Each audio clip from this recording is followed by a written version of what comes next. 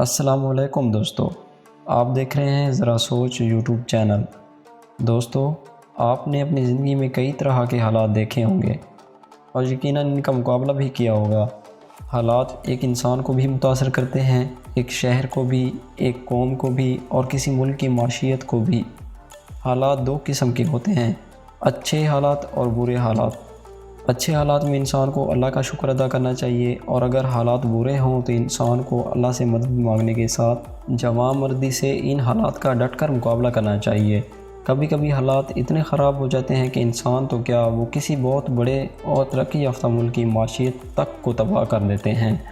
آج ہم اسی طرح کے حالات کے بارے میں ڈسکس کرنے جا رہے ہیں، جنہیں سن کر آپ کی آنکھیں کھلی کی کھلی رہ جائیں گی۔ جی ہاں دوستو، لیکن اس سے پہلے اگر آپ نے ہمارا چینل سبسکرائب نہیں کیا تو ویڈیو کے نیچے دیے گئے لال بٹن کو کلک کر دیں اور ساتھ میں دیے گئے گھنٹی کے بٹن کو اس طرح سے ٹچ کر دیں تاکہ آپ کو ہماری ہر نئی آنے والی ویڈیو ملتی رہے۔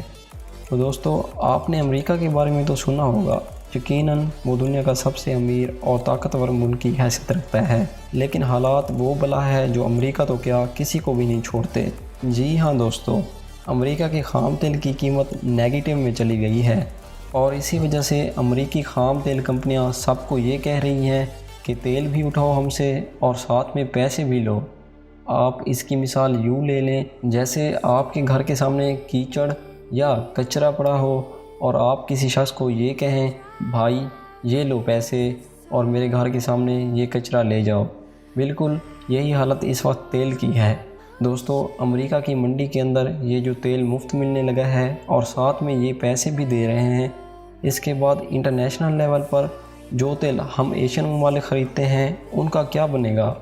اس تیل کا کیا بنے گا؟ کیا اس کی قیمت بھی گرے گی؟ کیا پاکستان میں لوگوں کو مفت تیل ملے گا؟ اور اس کے بعد عرب ممالک کا کیا بنے گا؟ یہ سب کچھ ہم آپ کو اس ویڈیو میں تفصیل سے بتائیں گے۔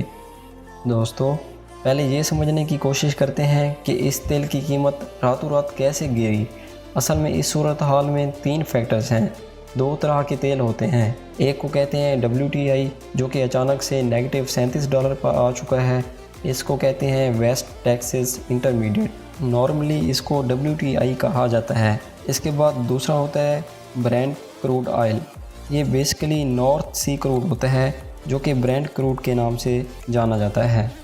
جو امریکہ کے اندر تیل نکلتا ہے یہ نارتھ امریکن کمپنیز یوز کرتی ہیں۔ اب یہ صورتحال کچھ یوں ہے کہ پوری دنیا میں کرونا وائرس کی وجہ سے سب کچھ بند پڑا ہے، نہ لوگ باہر نکل رہے ہیں اور نہ ہی آمد و رفت ہو رہی ہے، جس کی وجہ سے تیل کی ڈیمانڈ بھی کم ہو گئی ہے۔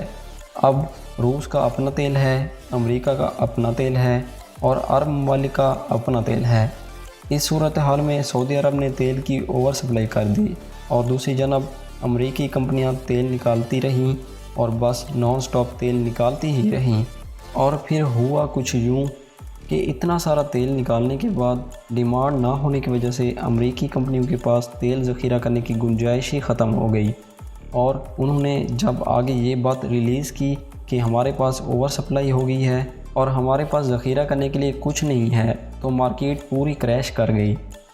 اب صورتحال کچھ یوں ہے کہ امریکی کمپنیاں بینکرپٹ ہونے جا رہی ہیں کیونکہ انہوں نے اتنا تیل نکال لیا ہے جو ذخیرہ نہیں کیا جا رہا۔ اب وہ کمپنیاں دوسروں کو کہہ رہی ہیں کہ تیل بھی اٹھا کے لے جائیں اور اس تیل کو اٹھانے کے پیسے بھی ہم دیں گے۔ تیل کا $37 پر آنے کا اصل میں یہی مطلب ہے۔ دوستو، تو یہ رہی آج کی ویڈیو۔ اگر آپ کو ویڈیو انفارمیٹیو لگی ہو تو اپنے دوستوں کے ساتھ ضرور شیئر کریں اور کامنٹس میں ضرور بتائیں کہ آپ کو ویڈیو کیسی لگی۔ تو ملتے ہیں اگلی ویڈیو میں، تب تک کے لیے اللہ حافظ۔